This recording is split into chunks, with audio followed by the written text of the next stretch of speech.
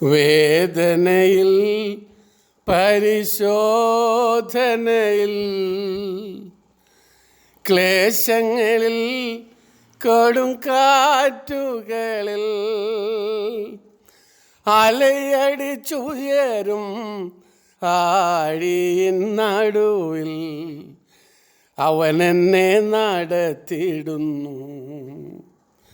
അലയടിച്ചുയരും ആഴിയിൻ നടുവിൽ അവനെന്നെ നടത്തിയിടുന്നു.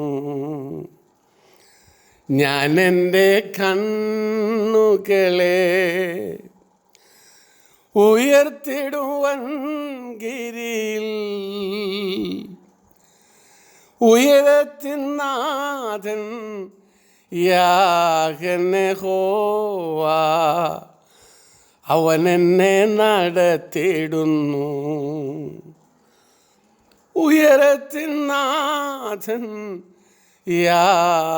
യഹോവ അവനെന്നെ നടത്തിയിടുന്നു.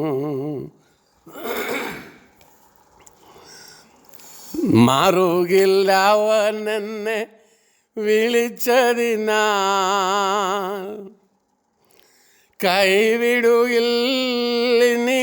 ഒരു നാളിലും.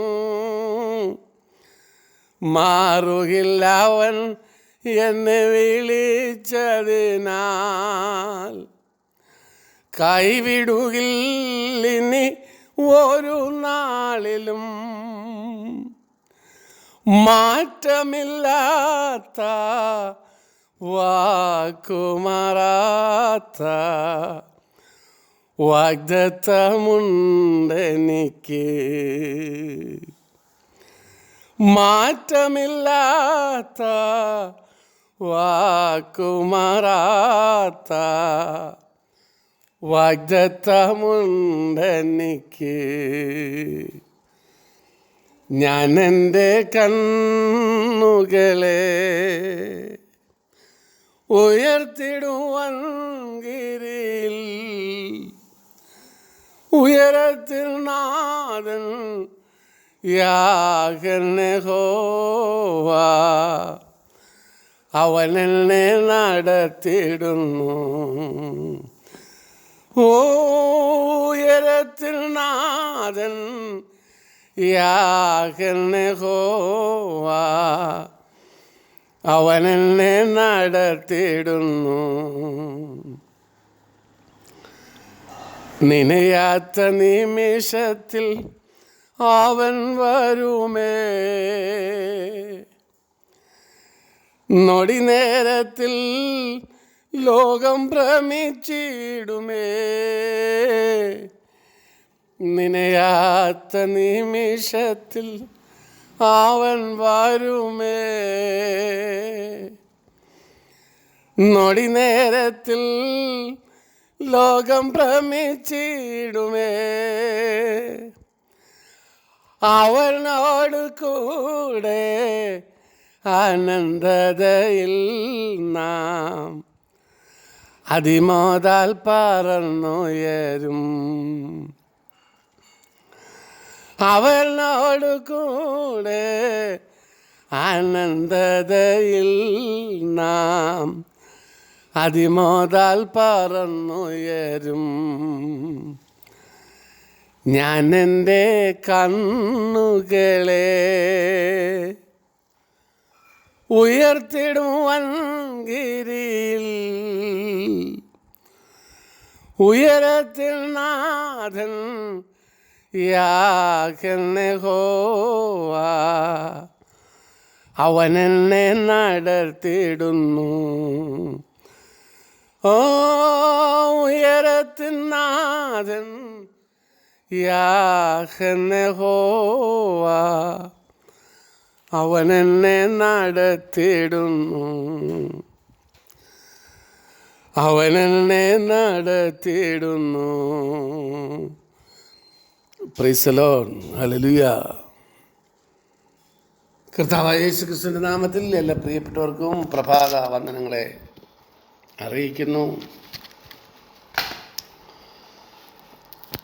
നല്ല ഒരു പകൽക്കാലം കൂടെ കർത്താവ് നമുക്ക് ദാനമായി നൽകിയല്ലോ.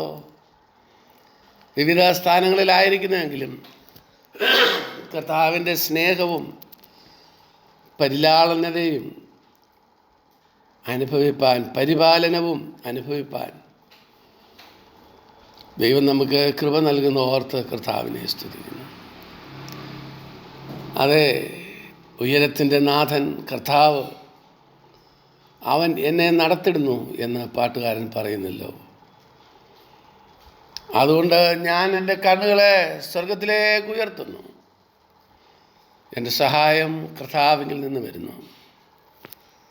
സ്വർഗസ്ഥനായ കർത്താവ്, ഉയരത്തിൻ്റെ നാഥൻ, അവൻ എന്നെ നടത്തുന്നു.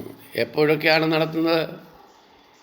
വേദനയിൽ, ശോധനയിൽ, കഷ്ടതയിൽ, വലിയ വലിയ ക്ലേശങ്ങളിൽ, സമുദ്രത്തിൽ അടിക്കുന്ന വലിയ കൊടുങ്കാറ്റ് പോലെയുള്ള സന്ദർഭങ്ങളിൽ, ഈ ലോകമാകുന്ന സമുദ്രത്തിൻ്റെ നടുവിൽ മുങ്ങിത്താണു പോകാതെ അക്കരെ കൊണ്ടെത്തിക്കുവാനായി അവൻ എന്നെ നടത്തിടുന്നു. അവൻ മാറുകയില്ല. കാരണം അവൻ എന്നെ വിളിച്ചതാണ്. എന്തിനാണ് വിളിച്ചത്? അക്കരയ്ക്ക് പോകാനായി, നിത്യനാട്ടിലേക്ക് പോകാൻ. കൈവിടുകയില്ല, ഒരു നാളും കൈവിടുകയില്ല. ലോകാവസാനത്തോളം എല്ലാ നാളും കൂടെയുണ്ട്. പിന്നെ വേറൊരു കാര്യം പാട്ടുകാരൻ പറയുന്നത്, നിനയാത്ത സമയത്ത് അവൻ വരുമേ. നൊടി നേരം കൊണ്ട് ലോകം ഭ്രമിച്ചു പോകും, ഭയപ്പെട്ടു പോകും. എന്താണ് സംഭവിക്കുന്നത് അറിയാൻ വയ്യാതെ ലോകം ഭയപ്പെട്ടു പോകും. കാരണം അവിടെ ഇവിടങ്ങളിലായി പലരെയും കാണാതെ വരും. പല വാഹനങ്ങൾക്കും ഡ്രൈവറെ നഷ്ടപ്പെട്ട് വാഹനം കൂപ്പുകുത്തും. പല വിമാനങ്ങൾക്കും പൈലറ്റ് നഷ്ടപ്പെട്ട് വിമാനം കൂപ്പുകുത്തും. പല ട്രെയിനുകൾക്കും ഡ്രൈവർമാരെ നഷ്ടപ്പെട്ട് എൻജിൻ ഡ്രൈവറെ കാണാനില്ലാതെ എൻജിനും നിർത്താതെ ഓടിച്ചു പോകും. പലരും വഴിയിൽ വെച്ച് എടുക്കപ്പെടും. പല കിടക്കുകളിലും 2 പേർ കിടന്നാൽ ഒരാളെ കാണാതെ വരും. പല ക്ലാസ്സുകളിലും അധ്യാപകരെ കാണുകയില്ല. പല സ്കൂളുകളിലും കുട്ടികളെ ചിലരെ കാണാതെ വരും. അങ്ങനെ ലോകത്ത് ടി വികളിലൊക്കെയും വാർത്തകൾ വരും. പലരെയും കാണാനില്ല. എന്താണ് സംഭവിച്ചെന്ന് അറിയുന്നില്ല. ലോകം മുഴുവനും പ്രതിസന്ധിയാണ്. 144 പ്രഖ്യാപിച്ചു. കാണാത്തവരുടെ വിവരങ്ങൾ ശേഖരിക്കുവാൻ ഉത്തരവാദിത്തപ്പെട്ടവരെ നിയോഗിച്ചു. ഇങ്ങനെയൊക്കെയുള്ള വാർത്തകളുണ്ട്. ലോകം മുഴുവൻ നടുങ്ങും.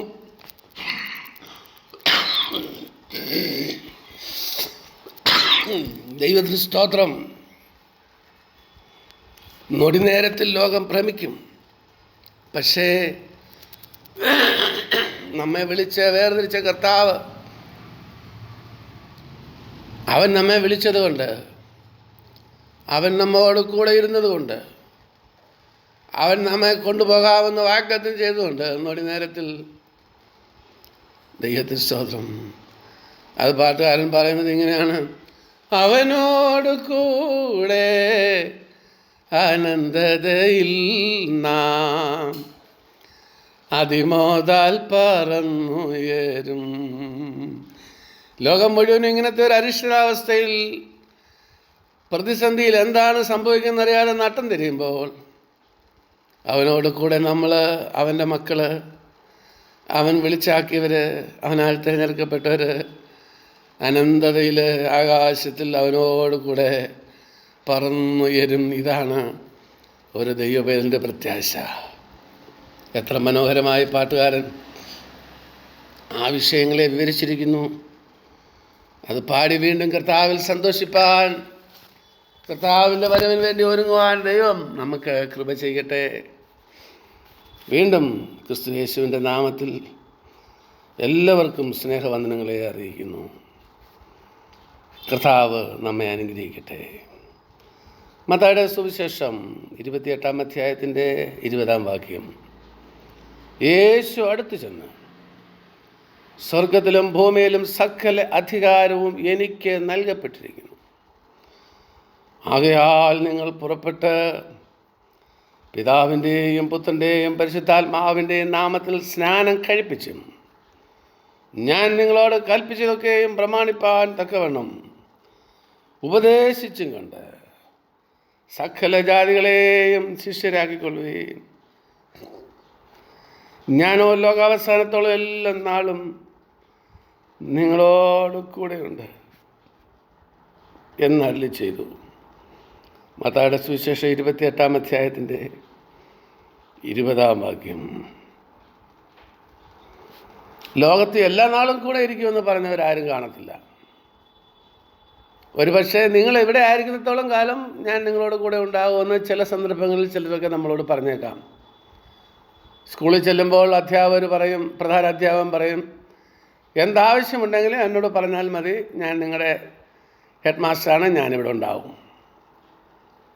കോളേജിൽ ചെല്ലുമ്പോൾ പ്രിയപ്പെട്ടവരൊക്കെ കോളേജിൽ പഠിപ്പിക്കുന്നവരൊക്കെ പറയും, എന്താവശ്യമുണ്ടല്ലോ എന്നോട് പറഞ്ഞാൽ മതി, നിങ്ങളിവിടെ പഠിക്കുന്നിടത്തോളം കാലം ഞാനിവിടെ ഉണ്ടാവും. ഒരു പുതിയ ഉദ്യോഗത്തിലേക്ക് പ്രവേശിച്ചാൽ ഉദ്യോഗത്തിൻ്റെ ഉത്തരവാദിത്തപ്പെട്ടവരൊരു പക്ഷേ നമ്മളോട് പറഞ്ഞേക്കാം, നിങ്ങൾക്ക് എന്തെങ്കിലും ആവശ്യമുണ്ടെങ്കിൽ എന്നോട് പറഞ്ഞാൽ മതി, ഞാനിവിടെ ഉണ്ടാവും. കുറച്ചുകൂടെ മുകളിലേക്ക് പോയാൽ കുടുംബജീവിതത്തിലേക്ക് പ്രവേശിക്കുമ്പോൾ പറഞ്ഞേക്കാം, ഞാൻ നിന്നോട് കൂടെ ഉണ്ടാകും, നാം ഒന്നിച്ച് ജീവിക്കുവാനുള്ളവരാണ്, മരണം വരെ ഞാൻ കൂടെ ഉണ്ടാകും. ദൈവത്തിന് സ്തോത്രം. അപ്പനും അമ്മയും കൂടെ ഉണ്ടാകും, ഒരു കാലയളവ് വരെ സഹോദരങ്ങൾ കൂടെ ഉണ്ടാകും, ഒരു കാലയളവ് വരെ കൂടെ ജോലി ചെയ്യുന്നവരോ പഠിപ്പിക്കുന്നവരോ ഒക്കെ കൂടെ ഉണ്ടാകും. ഭാര്യയ്ക്ക് ഭർത്താവും, ഭർത്താവ് ഭാര്യയ്ക്കും അങ്ങോട്ടും ഇങ്ങോട്ടും കൂടെ ഉണ്ടാകും മരണം വരെ. എന്നാൽ എല്ലാ നാളും, ലോകാവസാനത്തോളം എല്ലാ നാളും, അത് കഴിഞ്ഞ നിത്യതയിലും എല്ലാ നാളും, ഇഹത്തിലും പരത്തിലും, ഭൂമിയിലും സ്വർഗത്തിലും എല്ലാ ദിവസവും കൂടെ ഉള്ള ഒറ്റ ഒരാളേ ഉള്ളൂ. അതാണ് നമ്മുടെ വാഴ്ത്തപ്പെട്ട കർത്താവ്. അവനാണ് നമ്മുടെ വീണ്ടെടുപ്പുകാരൻ. അവനാണ് നമുക്ക് ജീവൻ നൽകി നമ്മെ വിലയ്ക്ക് വാങ്ങി വീണ്ടെടുത്തത്. ദൈവത്തിന് സ്തോത്രം. നാം ഒരു സാധനം വാങ്ങിച്ചാൽ അതിനൊരു വില കൊടുക്കണം. ദൈവത്തിന് സ്തോത്രം. നമ്മെ വില കൊടുത്ത് വാങ്ങിയത് നമ്മുടെ കർത്താവാണ്. പൊന്ന്, വെള്ളി മുതലായ അഴിഞ്ഞു പോകുന്ന വസ്തുക്കളെ കൊണ്ടല്ല നിങ്ങളെ വീണ്ടെടുത്തത്, പിന്നെയോ ക്രിസ്തു എന്ന നിർദോഷവും നിഷ്കളങ്കവുമായ കുഞ്ഞാടിൻ്റെ വിലയേറിയ രക്തം കൊണ്ടാണ് വീണ്ടെടുത്തത് എന്ന് പത്രോസ് ലേഖനത്തിൽ നാം വായിക്കുന്നു. അപ്പോൾ നമ്മളെ വിലയേറിയ രക്തം കൊടുത്ത് നമുക്ക് കൊടുത്ത വില എന്താ? അത് ചില ചില്ലറ നാണയങ്ങളല്ല, വലിയ നോട്ടുകെട്ടുകളല്ല, പിന്നെയോ കൊടുത്തത് രക്തമാണ്, കുഞ്ഞാടിൻ്റെ രക്തം. അങ്ങനെ നമ്മളെ വിലയ്ക്ക് വാങ്ങിയ കർത്താവിൻ്റെ വകയാണ് നാം. അതുകൊണ്ട് അവന് നമ്മളോട് എപ്പോഴും സ്നേഹമുണ്ട്. അവൻ്റെ രക്തത്തിൻ്റെ വിലയാണ്, അവൻ നമ്മെ വീണ്ടെടുത്തതാണ്. അതുകൊണ്ടാണ് കർത്താവ് പറയുന്നത്, ഞാനോ ലോകാവസാനത്തോളം എല്ലാ നാളും നിങ്ങളോട് കൂടെ ഉണ്ട്. ഏതൊരു കാലത്തും ഏതൊരു സാഹചര്യത്തിലും കഴിയുന്ന എല്ലാ ദൈവമക്കൾക്കും ആശ്വസിക്കാൻ മതിയായ ആശ്വാസത്തിൻ്റെ ഒരു കലവറയാണ് ഈ വാക്യത്തിൽ നമുക്ക് കാണുവാൻ സാധിക്കുന്നത്. ദൈവത്തിന് സ്തോത്രം. ഉയർത്തെഴുന്നേറ്റ കർത്താവായ യേശു ക്രിസ്തുവിൻ്റെ സ്വർഗാരോഹണം ചെയ്യുന്നതിന് തൊട്ട് മുൻപായി തന്നെ സ്നേഹിച്ച ശിഷ്യഗണത്തിൻ്റെ ഹൃദയത്തുടിപ്പ് മനസ്സിലാക്കി അവരെ ധൈര്യപ്പെടുത്തുവാൻ പറഞ്ഞ വാക്കുകളാണ്. ദൈവത്തിന് സ്തോത്രം. ഇവിടെ ഞാനോ എന്ന പദപ്രയോഗം വളരെ ശ്രദ്ധേയമാണ്. ദൈവത്തിന് സ്തോത്രം. എല്ലാവരും നമ്മെ ഉപേക്ഷിച്ച് പോയേക്കാം. ദൈവത്തിന് സ്തോത്രം. ഭാര്യയോ ഭർത്താവോ മക്കളോ സഹോദരങ്ങളോ ഉദ്യോഗസ്ഥരോ ഓരോ ഉന്നത സ്ഥാനങ്ങളിലിരിക്കുന്നവരോ സഹായിക്കാമെന്ന് പറഞ്ഞ പലരും ഉപേക്ഷിച്ച് പോയേക്കാം. ഞാനോ ഒരിക്കലും ഉപേക്ഷിക്കത്തില്ല. ഞാനോ ലോകാവസാനത്തോളം എല്ലാ നാളും. അങ്ങനെയെങ്കിൽ ഇന്നും ഇന്നത്തെ ഈ ഘട്ടത്തിൽ ദൈവപൈതലെ ഇന്ന് നീ ഫേസ് ചെയ്യേണ്ട ചില പ്രതികൂലങ്ങളിലും നിന്നെ ആരും സഹായിക്കുന്നില്ല എന്ന് തോന്നുന്ന ഈ ചില വിഷയങ്ങളിലും, നിന്റെ രോഗാവസ്ഥയിലും, ഏറ്റവും പേടി സ്വപ്നമായിരിക്കുന്ന ചില പ്രതികൂല സാഹചര്യങ്ങളിലും, കൊറോണ പോലെയുള്ള വലിയ പകർച്ചവ്യാധികളിലും നീ ഭയപ്പെടേണ്ട. കർത്താവ് നിന്റെ കൂടെ ഉണ്ട്. ദൈവത്തിന് സ്തോത്രം, ദൈവത്തിന് സ്തോത്രം. അത് എല്ലാ നാളുകളിലും കൂടെയുണ്ട്. പെറ്റോരുപേക്ഷിച്ചിടും എൻ കൂട്ടാളികൾ പോയിടും, പെറ്റോരുപേക്ഷിച്ചിടും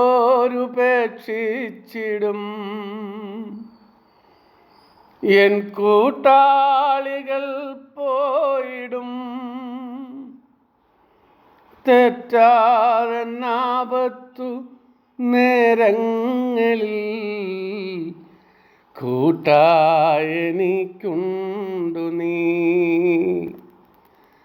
തെറ്റാതെന്നാപത്ത് നേരങ്ങളിൽ കൂട്ടായെനിക്കുണ്ടു നീ. എന്നേശുവേ എൻ ജീവനേ, എന്നാശ നീ മാത്രമാ. Price the Lord. പ്രതികൂലങ്ങളുടെ നടുവിൽ സകലരും ഉപേക്ഷിച്ചിട്ട് പോകുന്ന സാഹചര്യങ്ങളിലും നമ്മെ ഉപേക്ഷിച്ചിട്ട് പോകാത്ത സ്നേഹവാനായ കർത്താവ്, അവൻ എല്ലാ കാലത്തും, ദൈവത്തിന് സ്തോത്രം, നമ്മെ വിട്ടുപോകാവുന്ന അനേക സാഹചര്യങ്ങളിലും, എല്ലാവരും വിട്ടുപോയാലും, നമ്മെല്ലാവരും വിട്ടു പിരിഞ്ഞ സാഹചര്യങ്ങളിലും, രോഗവും ദുഃഖവും വേദനയും ഉള്ള ശരീരത്തോടുകൂടെ ആയിരിക്കേണ്ടി വന്നാൽ പോലും, ദൈവത്തിന് സ്തോത്രം, എല്ലാ കാലത്തും കൂടെ ഉണ്ടാകാമെന്ന് വാഗ്ദത്തം ചെയ്ത കർത്താവിൻ്റെ കരങ്ങളിൽ നമ്മെ സമർപ്പിക്കാം. ഞാൻ നിങ്ങളെ ഒരു നാളും കൈവിടുകയില്ല, ഉപേക്ഷിക്കുകയുമില്ല. ഞാനോ ലോകാവസാനത്തോളം എല്ലാ നാളും നിങ്ങളോട് കൂടെ ഇരിക്കാം എന്ന് കർത്താവ് അരുളി ചെയ്തു. ദൈവത്തിന് സ്തോത്രം.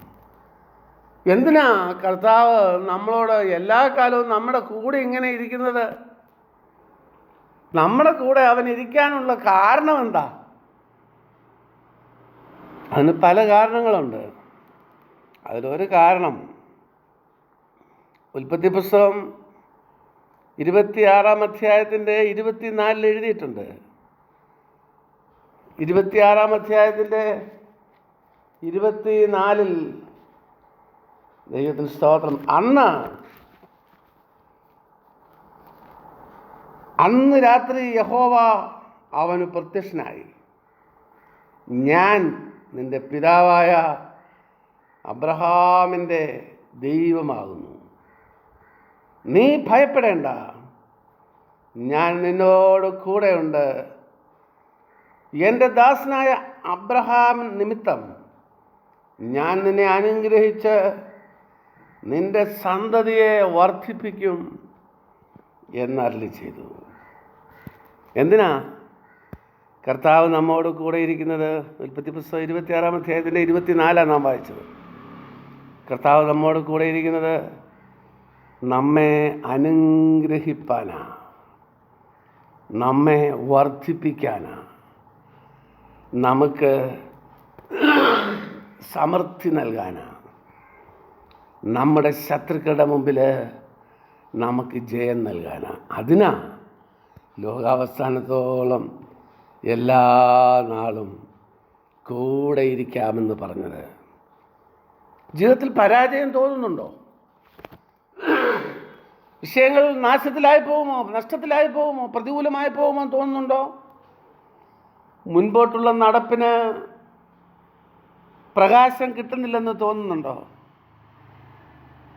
എന്തായിത്തീരുമെന്ന് ഭീതിയുണ്ടോ? ഒന്നും വിഷമിക്കണ്ട. വാക്ക് പറഞ്ഞവൻ മാറുകയില്ല. തന്നെയുമല്ല, നീ ഭയപ്പെടുന്നത് ആരെയാണ്? അധികാരികളെയോ? ഏത് പ്രതിസന്ധിയാണ് നീ ഭയപ്പെടുന്നത്? ഏത് പ്രതിസന്ധിയെക്കാളും വലിയവനാണ് നമ്മുടെ കർത്താവ്. അവൻ ആരാണ്? സ്വർഗത്തിലും ഭൂമിയിലും സകല അധികാരവും പ്രാപിച്ചവനാണ്. പിന്നെ നാം എന്തിനു ഭയപ്പെടണം? ഏത് അധികാരിയെക്കാളും എല്ലാ നാമത്തിലും മേലായ നാമമുള്ളവൻ അവൻ നമ്മോട് കൂടെ ഉണ്ട്. അന്ന് രാത്രി യഹോവ അവന് പ്രത്യക്ഷനായി. ഞാൻ നിന്റെ പിതാവായ അബ്രഹാമിൻ്റെ ദൈവമാകുന്നു. നീ ഭയപ്പെടേണ്ട, ഞാൻ നിന്നോട് കൂടെ ഉണ്ട്. ദൈവത്തിന് സ്തോത്രം. എൻ്റെ ദാസനായ അബ്രഹാം നിമിത്തം ഞാൻ നിന്നെ അനുഗ്രഹിച്ച് നിന്റെ സന്തതിയെ വർദ്ധിപ്പിക്കും.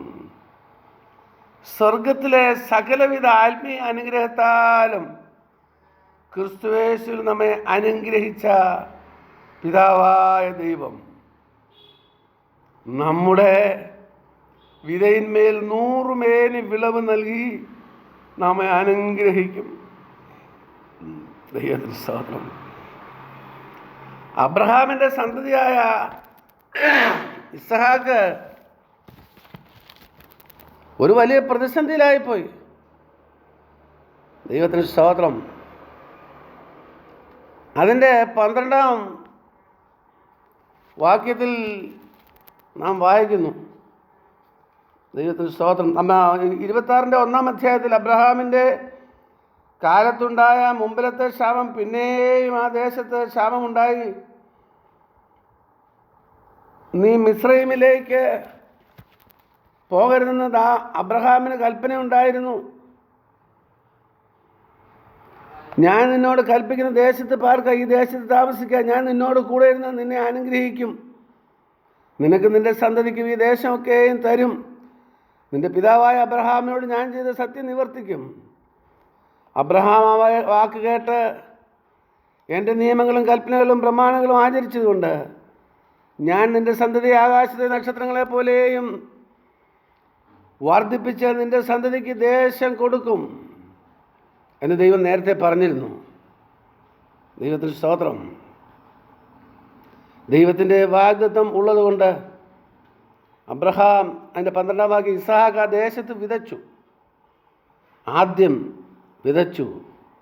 ആ ആണ്ടിൽ 100 മേനി അവന് കിട്ടി. യഹോവ അവനെ അനുഗ്രഹിച്ചു.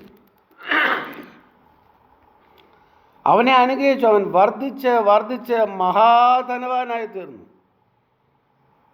അവന് ആട്ടിൻകൂട്ടങ്ങളും മാട്ടിൻകൂട്ടങ്ങളും വളരെ ദാസിദാസന്മാരും ഉണ്ടായിരുന്നതുകൊണ്ട് ഫെലിസ്ത്യർക്ക് അവനോട് അസൂയ തോന്നി. എന്നാൽ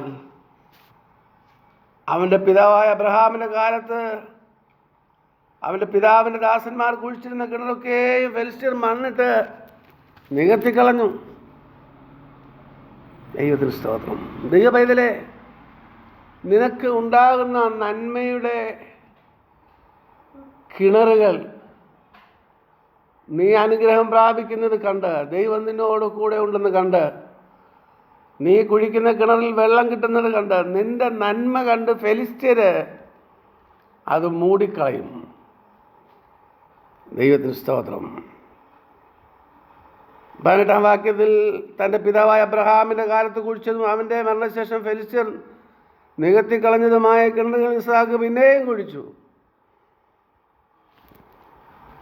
തൻ്റെ പിതാവ് കുഴിച്ച കിണറുകൾ പിന്നെയും ഫെലിസ്ത്യർ മണ്ണിട്ട് മൂടിക്കളഞ്ഞു. ദൈവത്തിന് സ്തോത്രം. പിന്നെ 22-ാം വാക്യത്തിൽ നാം വായിക്കുന്നു, അവൻ അവിടെ നിന്ന് മാറിപ്പോയി മറ്റൊരു കിണർ കുഴിച്ചു. അതിനെക്കുറിച്ച് അവർ ശണ്ടയിട്ടില്ല. അപ്പോൾ യഹോവ ഇപ്പോൾ എനിക്ക് ഇടമുണ്ടാക്കി നാം ഈ ദേശത്ത് വർദ്ധിക്കുമെന്ന് പറഞ്ഞ് അതിന് രഹബത്ത് എന്ന് പേരിട്ടു. അവിടെ നിന്ന് അവൻ ബെർശേബയിലേക്ക് പോയി. ദൈവത്തിന് സ്തോത്രം. ശത്രുവിന് നീ കുഴിക്കുന്ന കിണറുകളെല്ലാം മൂടുവാൻ കഴിയുകയില്ല. അവൻ മടുക്കുന്നിടം വരെയും ദൈവം നിന്നെ അനുഗ്രഹിച്ചുകൊണ്ടിരിക്കും. അവസാനം ശത്രുവിന് മനസ്സിലാകും, ഇവൻ്റെ പിന്നാലെ പോയിട്ട് കാര്യമില്ല, ഇവൻ്റെ കൂടെ ദൈവമുണ്ട് എന്ന് പറഞ്ഞ് ശത്രു ഉപേക്ഷിച്ചിട്ട് പോകും. അങ്ങനെ നിന്നെ അനുഗ്രഹിപ്പാനും നിനക്ക് സമൃദ്ധി നൽകുവാനും കർത്താവ് നിന്നോട് കൂടെ ഇരിക്കും. എന്തിനാ കർത്താവ് കൂടെ ഇരിക്കുന്നത്? നിന്നെ അനുഗ്രഹിപ്പാൻ, നിനക്ക് സമൃദ്ധി നൽകുവാൻ. ദൈവത്തിന് സ്തോത്രം. ക്രിസ്തുയേശുവിൽ നമ്മെ അനുഗ്രഹിച്ച പിതാവായ ദൈവം നമ്മുടെ എല്ലാ വിതകളിന്മേലും വിതയ്ക്കുന്നതിന്മേലും 100 മേനി വിളവ് നൽകി നമ്മെ അനുഗ്രഹിക്കും. ഇസ്ഹാക്കിനെ ദൈവം ധാരാളമായി അനുഗ്രഹിക്കുന്നത് കണ്ട് ഫെലിസ്ത്യർക്ക് അവനോട് അസൂയ തോന്നി. അബ്രഹാമിൻ്റെ കാലത്ത് കുഴിച്ചിരുന്ന കിണറുകൾ ഫെലിസ്ത്യർ മണ്ണിട്ട് നികത്തിയതുപോലെ ദൈവത്തിന് സ്തോത്രം. നമ്മുടെ അനുഗ്രഹിക്കപ്പെട്ട ആത്മീയ അനുഭവങ്ങൾ, ആത്മീയമായ അനുഗ്രഹങ്ങൾ പിശാചിനാൽ കവർച്ച ചെയ്യപ്പെടാതിരിപ്പാൻ ഇന്ന് നാം അനുഗ്രഹിക്കുന്ന ആത്മീയ സന്തോഷങ്ങൾ, രക്ഷയുടെ സന്തോഷം, ആത്മാവിൻ്റെ സന്തോഷം, ദൈവസന്നിധിയിൽ പാടുകയും ആരാധിക്കുകയും ചെയ്യുമ്പോൾ ഉണ്ടാകുന്ന ആ വലിയ മഹാ ദൈവകൃപയുടെ സന്തോഷം, കർത്താവിലുള്ള നമ്മുടെ സന്തോഷം, ആത്മീയ അനുഗ്രഹങ്ങൾ, അത് പിശാചിനാൽ കവർച്ച ചെയ്യപ്പെടാതിരിക്കാൻ എല്ലാ നാളും കർത്താവ് നമ്മോട് കൂടെ ഇരിക്കും. ദൈവത്തിന് സ്തോത്രം. ദൈവത്തിലെ നീ അനുഭവിക്കുന്ന ദൈവിക സന്തോഷങ്ങൾ, നീ അനുഭവിക്കുന്ന കൃപയുടെ വലിയ മഹാശക്തി, അത് കവർച്ച ചെയ്യപ്പെടാതിരിക്കുവാൻ ദൈവത്തിന് വിപരീതമായ ചിന്ത കൊണ്ടുവന്ന കർത്താവുമായുള്ള ഏകാഗ്രതയും നിർമ്മലതയും തളർത്തിക്കളയുവാൻ, ഏകാഗ്രതയ്ക്കും നിർമ്മലയ്ക്കുമെതിരായി നിൽക്കുവാൻ തക്കവണ്ണം ശത്രു കൊണ്ടുവരുന്ന സകല പോരുകളുടെയും നടുവിൽ നിനക്ക് പിടിച്ചു നിൽക്കുവാനുള്ള ദൈവകൃപ പകരേണ്ടതിന് കർത്താവ് നിന്നോട് കൂടെയുണ്ട്. ദൈവത്തിന് സ്തോത്രം. വൈരികൾ വന്നാലും എതിരുയർന്നാലും കൃപ മതിയെന്നാളും, പ്രതികൂലങ്ങൾ അനവധി വന്നാലും അനുകൂലമെനിക്കവൻ എന്നാലും, തിരുജീവനെ തന്നവൻ ഇനിമേലും കൃപയാൽ നടത്തുമെന്നേ. കൃപയൊന്നൻ ആശ്രയം. ഹല്ലേലൂയ. കൃപയൊന്നൻ ആനന്ദമായി. കൃപയേറും കർത്താവിലൻ വിശ്വാസം, അതിനാൽ ഹൃദയന്തു നൽ ആശ്വാസം. ദുരിതങ്ങൾ നിറയുമി ഭൂവാസം, കൃപയാൽ മനോഹരം. അതെ, കർത്താവ് കൂടെ ഉണ്ടെങ്കിൽ ലോകാവസാനത്തോടെ എല്ലാ നാളും നമ്മോട് കൂടെ ഇരിക്കാമെന്ന് പറയുന്ന അവൻ നമ്മുടെ കൂടെ ഉള്ളത് കൊണ്ട് ദുരിതങ്ങൾ നിറയുന്ന ഈ ഭൂവാസത്തിൽ അത് കൃപയാൽ, അവൻ്റെ സാന്നിധ്യത്താൽ അത് മനോഹരമായി തീരും. നീ ഭയപ്പെടുന്നത് നിനക്ക് മനോഹരമാക്കി തീർക്കുവാൻ, നിന്നെ പേടിപ്പെടുത്തുന്ന വിഷയം നിസ്സാരമാക്കി തീർക്കുവാൻ കർത്താവ് കൂടെയുണ്ട്. രാവിലെ ലോകാവസാനത്തിലെ എല്ലാ നാളും, ഇന്നത്തെ ദിവസവും, ഇന്ന് പകലും, ഇന്ന് രാത്രിയിലും ദൈവം നിന്നോട് കൂടെയുണ്ട്. ഓരോ ദിവസവും ജീവിക്കാൻ ആവശ്യമായ നന്മയുടെ പാക്കേജുമായി കർത്താവ് ഇന്ന് രാവിലെ നിൻ്റെ സന്നിധിയിലുണ്ട്, നിൻ്റെ അടുത്തുണ്ട്. അവൻ പറയുന്നത് എന്താണ്? ഭയപ്പെടേണ്ട, ഞാൻ നിന്നോട് കൂടെയുണ്ട്. ഭ്രമിച്ച് നോക്കേണ്ട. ഞാൻ നിൻ്റെ ദൈവമാകുന്നു. ഞാൻ നിന്നെ ശക്തീകരിക്കും. ഞാൻ നിന്നെ സഹായിക്കും. കർത്താവേ, നീ കൂടെ ഉണ്ട്. നീ എന്ത് ചെയ്യും?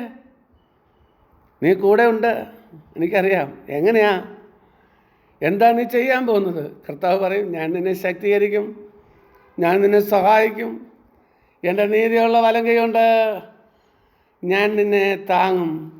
അനീതിയുടെ ലോകത്ത് നീതി ലഭിക്കാതെ നീ ഭാരപ്പെടുന്നു. നീതിയുള്ള വലങ്കൈ കർത്താവിനുണ്ട്. പരിശുദ്ധ പിതാവേ, ഞങ്ങൾ നിനക്ക് സ്തോത്രം ചെയ്യുന്നു. ഈ മരുഭൂമിയിൽ നീ ഞങ്ങളോട് കൂടെ ഉള്ളതിനാൽ ആരും സഹായമില്ലാതെ ആയിരിക്കുന്ന ഈ അവസ്ഥയിൽ വിവിധ ഭാരങ്ങളാൽ അലയുന്ന നിൻ്റെ മക്കൾക്ക്, വിശേഷിച്ച് പകർച്ചവ്യാധിയാൽ ചുറ്റിയടിക്കപ്പെട്ട പ്രതികൂലത്തിൻ്റെ നടുവിൽ ഞങ്ങളെ ആശ്വസിപ്പാനും സഹായിപ്പാനും നിൻ്റെ വലങ്കരമുണ്ടല്ലോ. കൂടെ ഉള്ളതിനാൽ സ്തോത്രം. വിശേഷാൽ പ്രശ്നങ്ങളിലായിപ്പിക്കുന്ന നിൻ്റെ മക്കളെ ഓർക്കുന്നു. തലവണക്കിരിക്കുന്ന എല്ലാവരെയും സഹായിക്കണം. അലട്ടുന്ന എല്ലാ ഭാരങ്ങളിലും അധികാരമുള്ള യേശുവിൻ്റെ നാമത്തിൽ ഭത്സിക്കുന്നു. രാവിലെ വിടുതലയക്കണമേ, ശക്തീകരിക്കണമേ. പ്രാർത്ഥന കേട്ടതിനാൽ സ്തോത്രം. ക്രിസ്തു യേശുവിൻ്റെ നാമത്തിൽ തന്നെ. ആമേൻ, ആമേൻ, ആമേൻ.